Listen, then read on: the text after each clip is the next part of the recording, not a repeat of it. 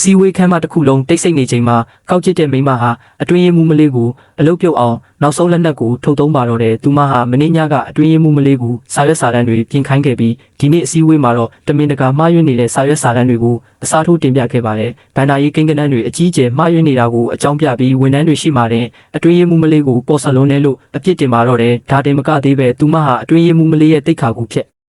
စီးဖို့အတွက်အသင့်ပြင်လာတဲ့ strike တစ်ခုကိုထုတ်လိုက်ပါတယ်။အဲ့ဒီထဲမှာတော့အတွင်းရေးမှူးမလေးဟာချုံမောတဲ့အမျိုးသားတစ်ယောက်နဲ့ချိန်တွေ့နေတဲ့ဓာတ်ပုံတွေပါဝင်နေတာပါ။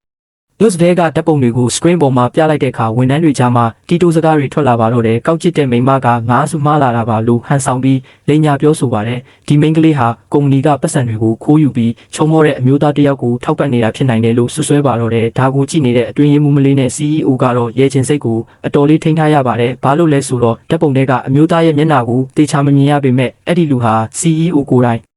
ဖြစ်နေလို့ပါပဲဝန်ထမ်းတွေကတော့ဒါကိုအမှန်လို့ထင်နေကြပါတယ်ဘာလို့လဲဆိုတော့စင်းရဲတဲ့မိသားစုကလာတဲ့အတွင်းရေးမှူးမလေးဟာမကြသေးခင်ကမှတန်ဖိုးကြီးအဝတ်စားတွေနဲ့အိတ်တွေကိုတုံးဆွဲလာတာကိုအားလုံးကသတိထားမိနေကြလို့ပါ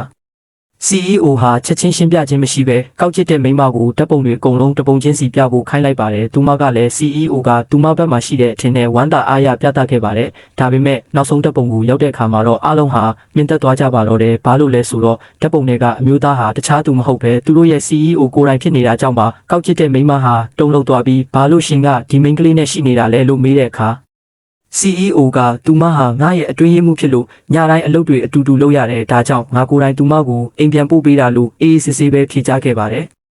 ကောက်ကျစ်တဲ့မိန်းမဟာအရှုံးမပေးပဲဒါဆိုရင်လဲစာရွက်စာတမ်းတွေမှားယွင်းမှုအတွက်သူမကိုအလုပ်ဖြုတ်ရမယ်လို့ဆိုအတင်းပြောပါတယ်ဒါပေမဲ့ CEO ကဒီစာရွက်စာတမ်းတွေကိုမင်းညကငါကိုယ်တိုင်စစ်ဆေးပြီးဘာမှမရှိဘူးလို့ပြောလိုက်တဲ့အခါအားလုံးဟာဒါဟာကောက်ကျစ်တဲ့မိန်းမရဲ့စင်ကွန်မှန်းတည်သွားကြပါတော့တယ်သူမဟာအကြီးကျယ်အရှက်ရသွားပြီးဒါဟာအတွင်းရေးမှုမလေးကငါ့ကိုအကွက်စင်နာလို့ထပ်မံလိမ့်ညာပြန်ပါတယ်ဒါပေမဲ့ CEO ကတော့ငါမင်းကိုငငယ်ကလေးကတိလာတာမင်းဘလောက်တောင်ရဲ့